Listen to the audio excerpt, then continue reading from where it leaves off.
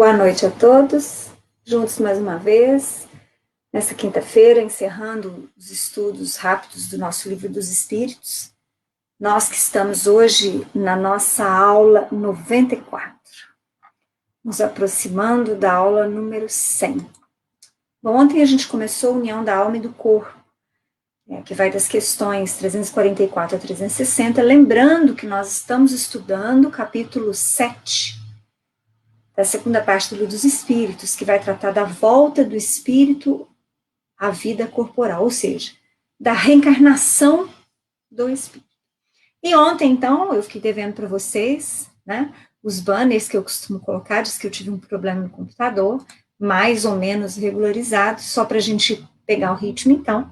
Na questão 344, nós vimos que a união começa na concepção, mas só é completa por ocasião do nascimento. E na questão 345, eu ressaltei para vocês que a união de uma alma com o corpo se dá após a concepção, e ela impede que outro espírito queira substituí-lo na reencarnação.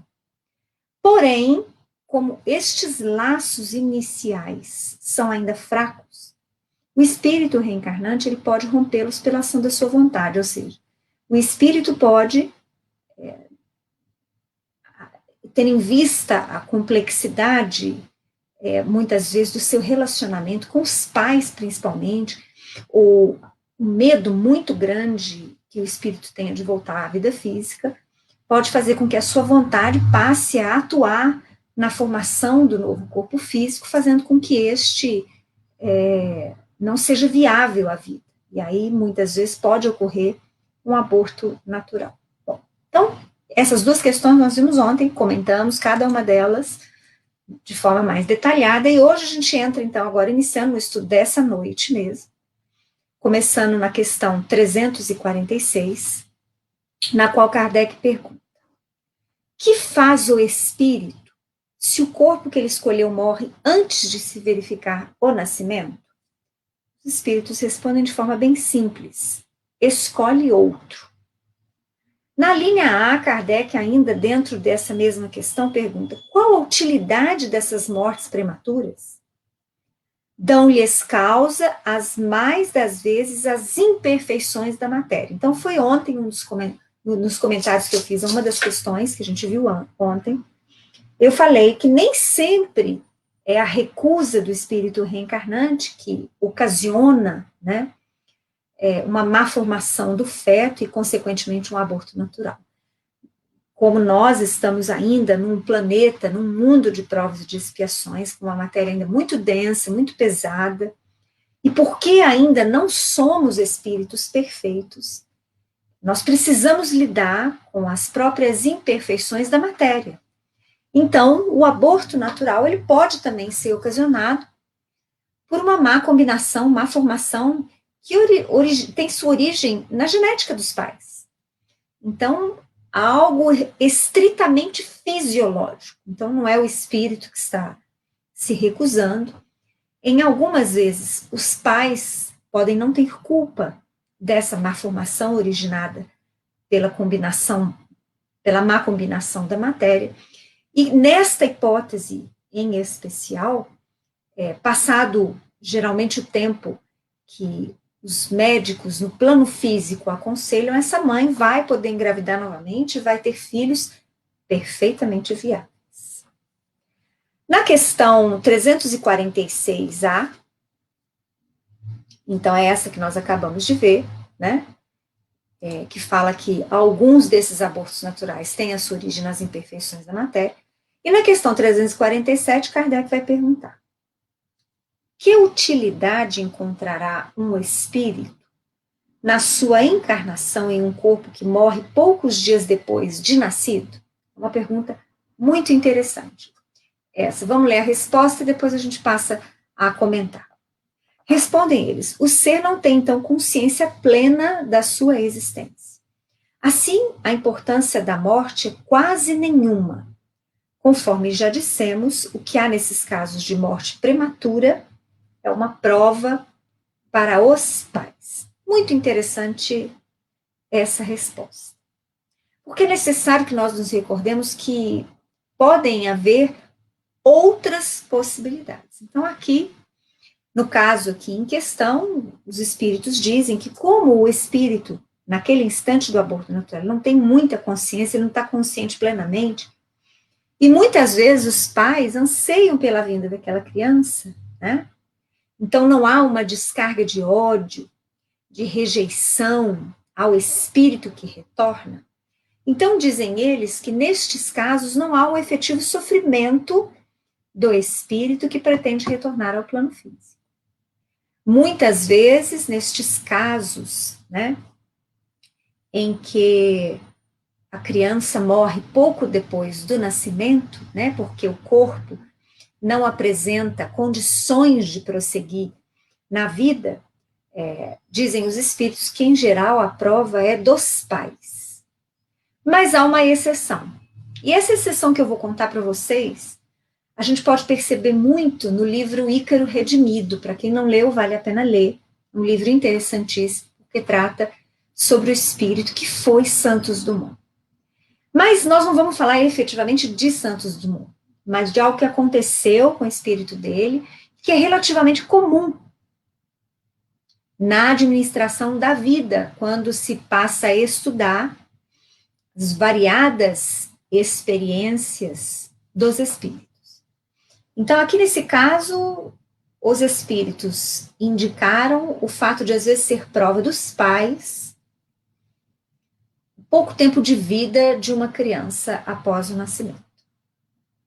Mas esse caso, que é o que acontece com Santos Dumont, relatado em Ícaro Redimido, mas também relatado em outras obras mediúnicas e em estudos espíritas, nós vamos ter, por exemplo, situações muito similares relacionados a espíritos que necessitam reconstruir o seu corpo espiritual para, porquanto ele no passado optou pelo suicídio. Então vamos lá.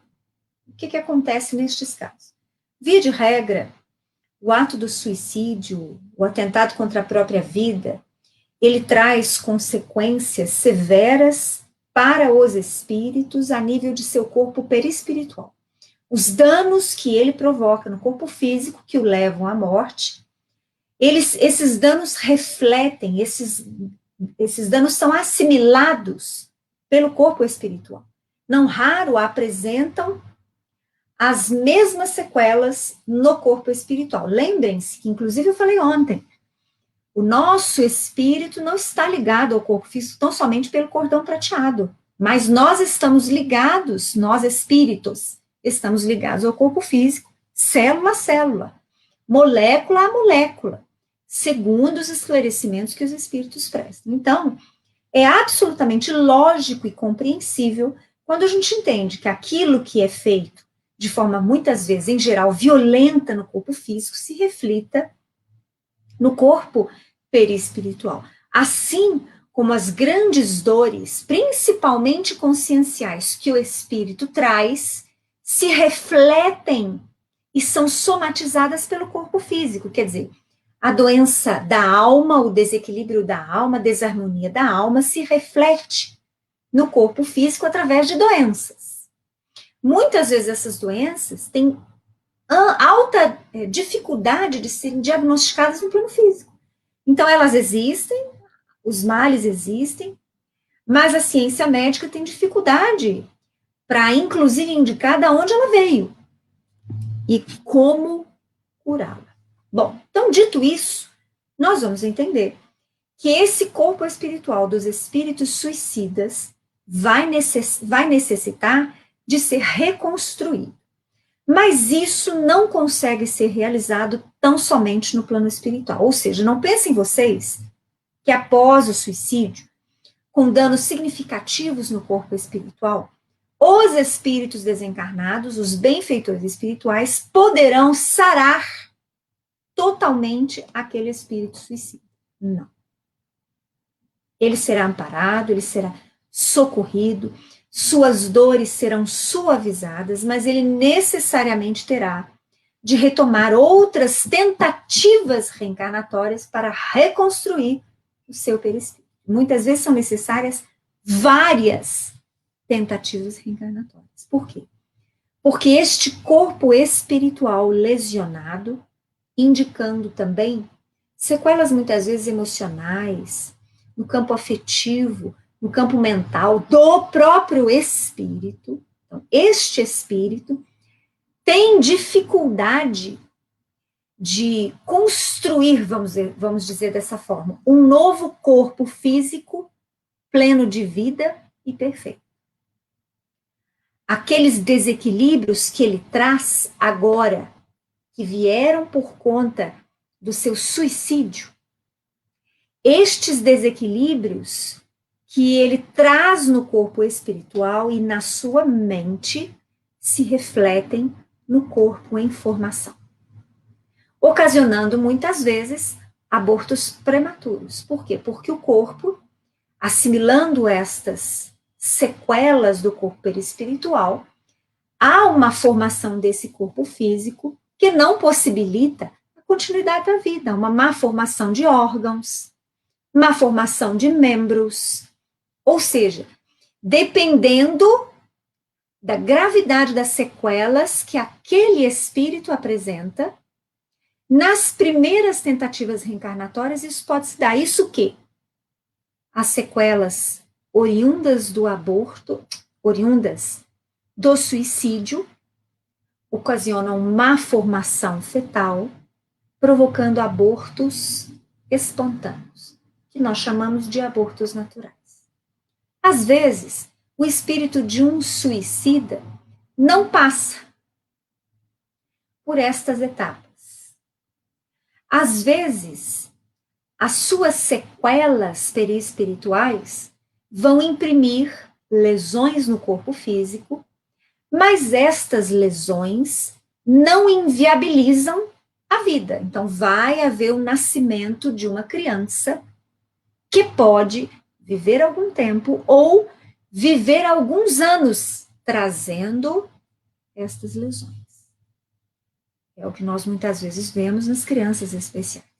Mas olhem, prestem atenção. Não estou dizendo que toda criança especial é um ex-suicida. Não é isso que eu estou dizendo. Mais uma vez, eu informo a vocês, ressalto isso, que não há matemática em relação a nós espíritos. Não há uma desencarnação igual, não há uma encarnação igual, nós não somos iguais, então a destinação, as expiações e as provas não são iguais. Não há uma produção em série. Deus não está num movimento fabril, industrial. Então, cada um de nós é um ser único, que é auxiliado pelos benfeitores, que analisam as condições individuais de cada um de nós. Então, eu estou citando possibilidades, casos que acontecem, mas não quero dizer que é sempre assim. Então, feita essa ressalva, há, então, continuando o nosso assunto, estes espíritos de ex-suicidas que conseguem, vamos dizer assim, construir um corpo apto a viver alguns anos ou muitos anos na Terra, trazendo algumas das lesões provocadas pelo ato passado. Mas, dependendo das profundas lesões perispirituais, e mais ainda, dependendo do desequilíbrio mental e espiritual do espírito, ou seja, o grau da sua desarmonia, o grau da sua fuga, o grau da sua culpabilidade, do seu remorso, tudo isso interfere com que muitos espíritos não consigam construir, mesmo que inconscientemente, um corpo físico viável.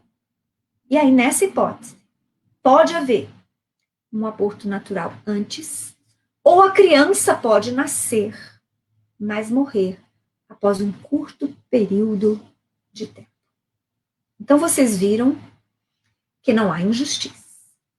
Para o espírito reencarnante, nunca há injustiça. É claro que nós nos compadecemos destes espíritos, mas passemos a enxergar a beleza da justiça e da misericórdia de Deus, que possibilita com que eles façam a reconstrução do seu perispírito.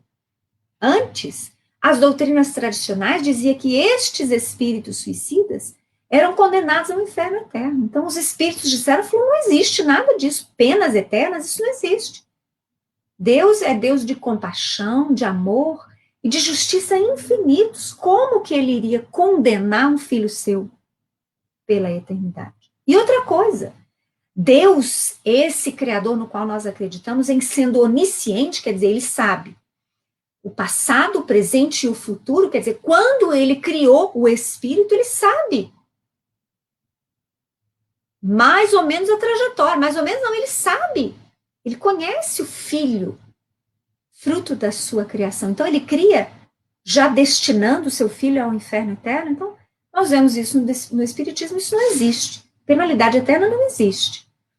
Então, não obstante, muitas vezes, a dureza da lei, o fato é que essa possibilidade que a reencarnação abre a estes espíritos são novas oportunidades, não só de reconstrução perispiritual, mas de recomeço.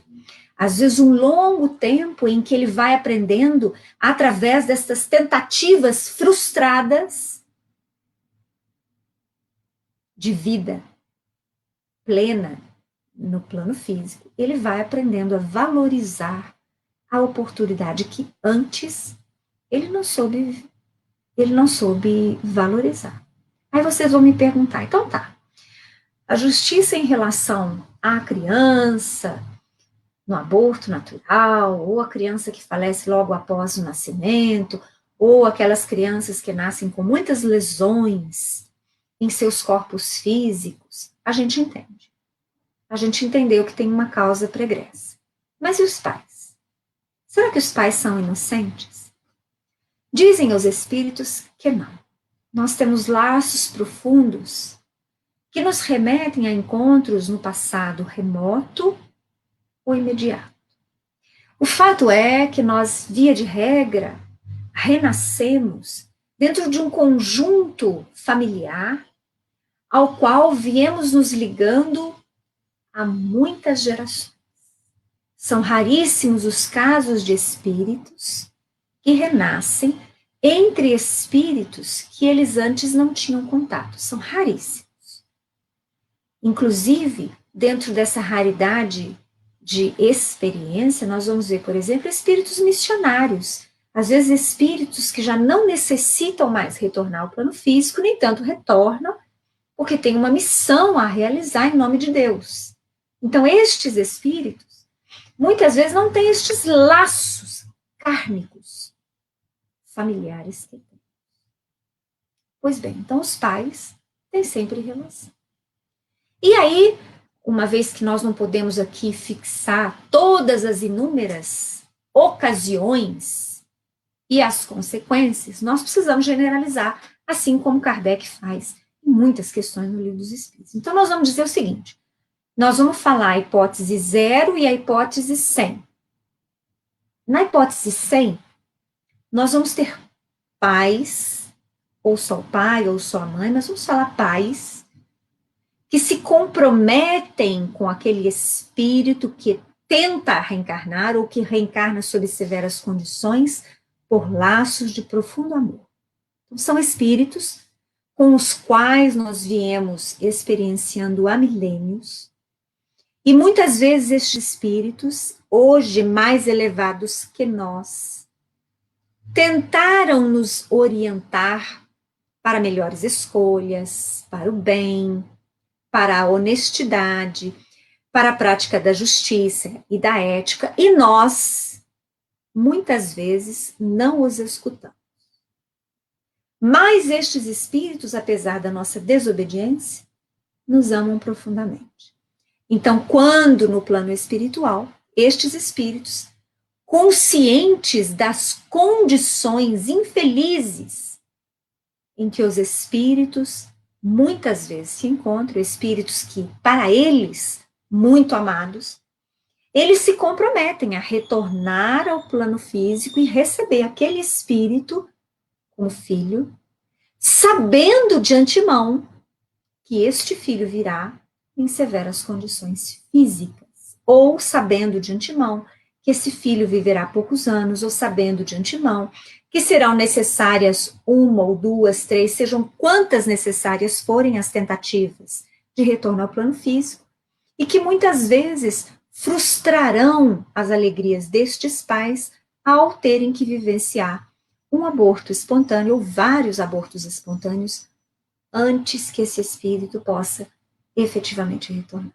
Então, esse é o caso 100. É o caso que os pais são ligados ao espírito por amor. Então, neste caso, os pais aceitam a prova e o filho vem por expiação. Mas aí nós vamos falar agora, eu estou generalizando, viu, gente? Estou indo 100, agora eu vou falar o 0. 1. Eu vou ter de 2 a 99 outras possibilidades. Mas lá na oportunidade 1, eu vou ter pais que se responsabilizaram perante a vida em relação a este filho por débitos. Então, estes pais, em ocasiões passadas, em vidas passadas, foram os incentivadores do suicídio. Foram os provocadores do desequilíbrio mental, emocional e espiritual que levou aquele espírito ao suicídio. Foram aqueles que muitas vezes atuaram como obsessores no plano espiritual, fazendo, incentivando aquele espírito a provocar seu suicídio. Ou espíritos que trabalhavam juntos com o outro, que provocou o suicídio em si, em trabalhos do mal. Ou seja, os laços, no caso 1, são diferentes dos laços do caso 100. Porque são laços ocasionados pela imperfeição.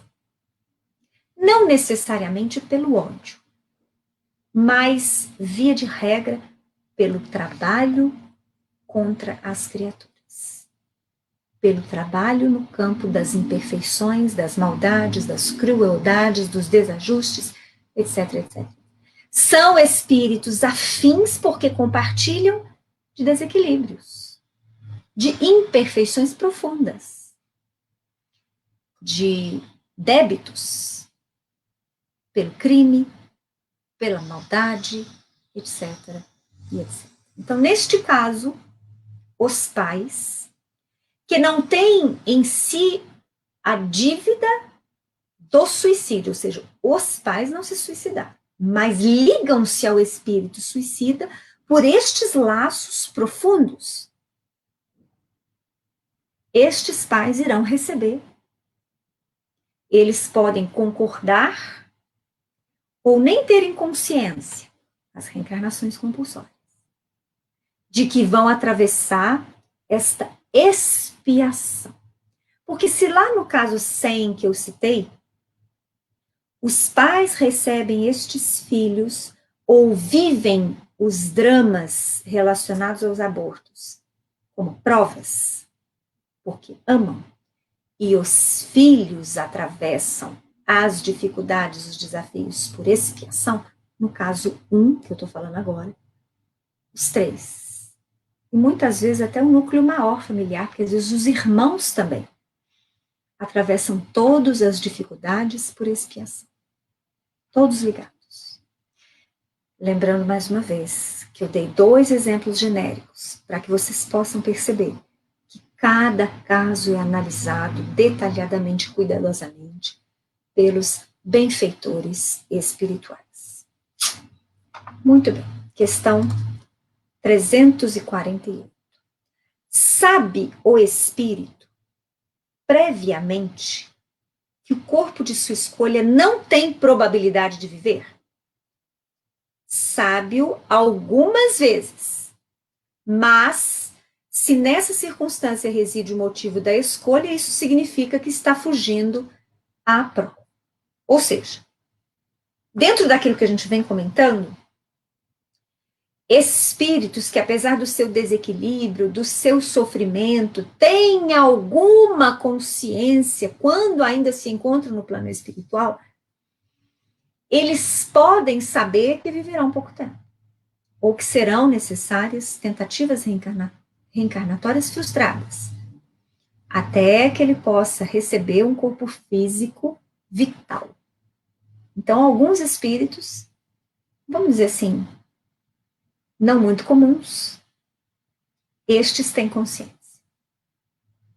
Mas não são só estes espíritos em desequilíbrio. Nós vamos ter muitas vezes espíritos que, num exemplo inverso daquele de número 100, vão retornar ao plano físico como prova. E os pais vão estar enfrentando a perda de seu filho por expiação. Então, nós temos aí dificuldades, muitas vezes, dos pais, relacionadas a débitos e compromissos do passado. E para auxiliar estes pais, um espírito melhor, mais equilibrado, que os ama, retorna à vida física, sabendo que viverá menos tempo que os pais. Para que nesse tempo ele possa trazer lições amorosas, carinhosas, afetuosas, de profunda gratidão aos pais, tocando-os, tocando a sua sensibilidade e seu coração, para que eles tenham força quando o desafio, quando a expiação realmente se faz. Existe isso? Não. Eu gosto de dar estes exemplos que eu vou inventando aqui, ou então que eu recordo de algum livro. Eu não cito nomes, então não tem problema. Para que vocês possam ir percebendo a beleza das leis divinas. E como nós estamos ainda distantes de compreender profundamente os mecanismos que a regem. Nós conseguimos, por hora, enxergar a justiça, a lógica, a gente consegue ir raciocinando, mas como é que os mecanismos funcionam, a gente ainda não conhece com profundidade, não.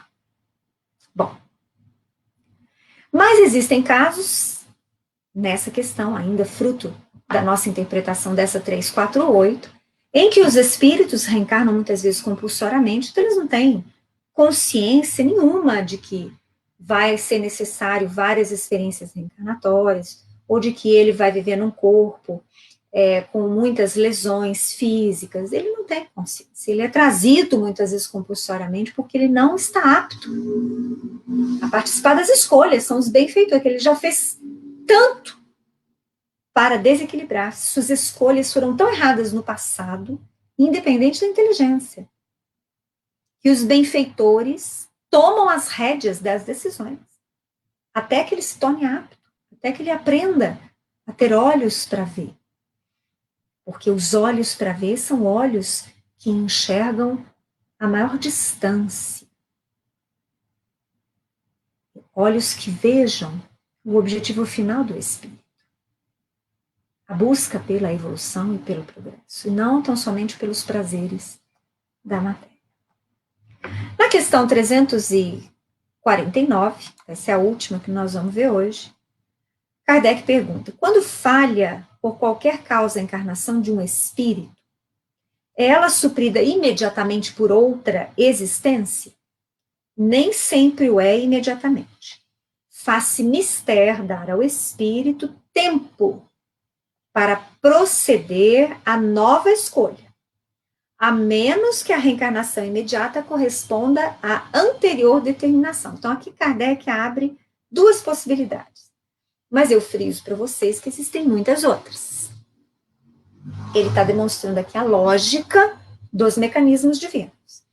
Então, a primeira hipótese é, por exemplo, que haja uma programação a qual o espírito reencarnante pode participar ou não, de que, dadas as suas lesões perispirituais, não só pelo suicídio, mas pelos seus desatinos do passado, viu, gente? Estes exemplos que eu trouxe aqui, fictícios, relacionados a espíritos suicidas, é porque eles apresentam lesões severas no perispírito. Mas outros dos nossos desatinos do passado também podem ocasionar lesões severas também.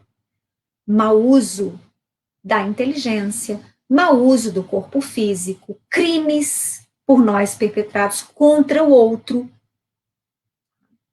Tudo isso. Então, tudo que possa lesionar o perispírito pode acarretar essa necessidade de reconstrução perispiritual e que faz com que o espírito muitas vezes sujeite a tentativas frustradas de retorno à vida física ou de retorno à vida física sob condições severas físicas, tá? Então não é só o suicídio. Ainda bem que eu lembrei de falar isso, senão vocês vão achar que é só o suicídio.